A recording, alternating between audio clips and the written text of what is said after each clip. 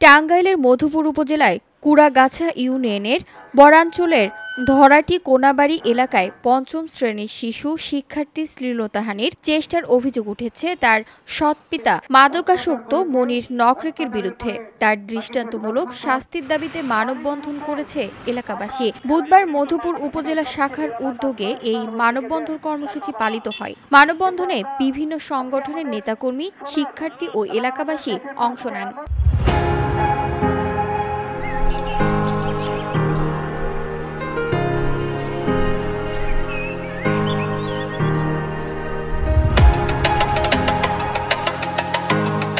মানববন্ধনে বক্তারা বলেন, সমাজে শিশু নির্যাতন ও যৌন সহিংসতার ঘটনা দিন দিন বাড়ছে।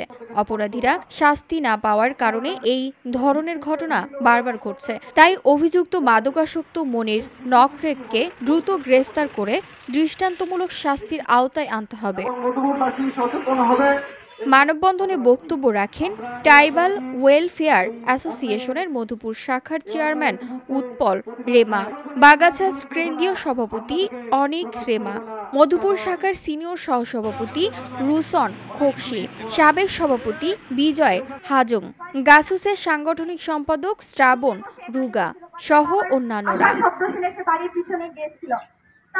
জানালাটা খুলে তার নানির হাত ধরে বলেছিল যে আমাকে ছেড়ে দিও না, আমার বাবা আমাকে মেরে ফেলবে, আমার বাবা আমাকে মারধর করছে,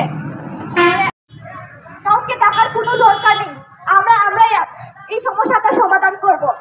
যে ঘটনাটি ঘটেছে অনাকাঙ্ক্ষিত, এর আমি তীব্র নিন্দা জানাই এবং বাগাছা যে এই আয়োজনটা করেছে এর সাথে আমি একাত্মতা পোষণ করছি এবং ভবিষ্যতে আগেতেও বাগাছা এভাবে সংগ্রাম এবং প্রতিবাদ করে আসছে, আজকেও তারা প্রতিবাদ করছে। এই প্রতিবাদকে আমি স্বাগতম জানাই। বক্তারা অভিযোগ করেন, মনির নকরেক পূর্ব থেকেই শিশুটির ওপর মানসিক চাপ সৃষ্টি করছিল।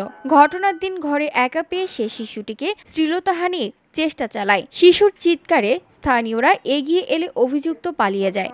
পরে এলাকাবাসী শিশুটিকে উদ্ধার করে।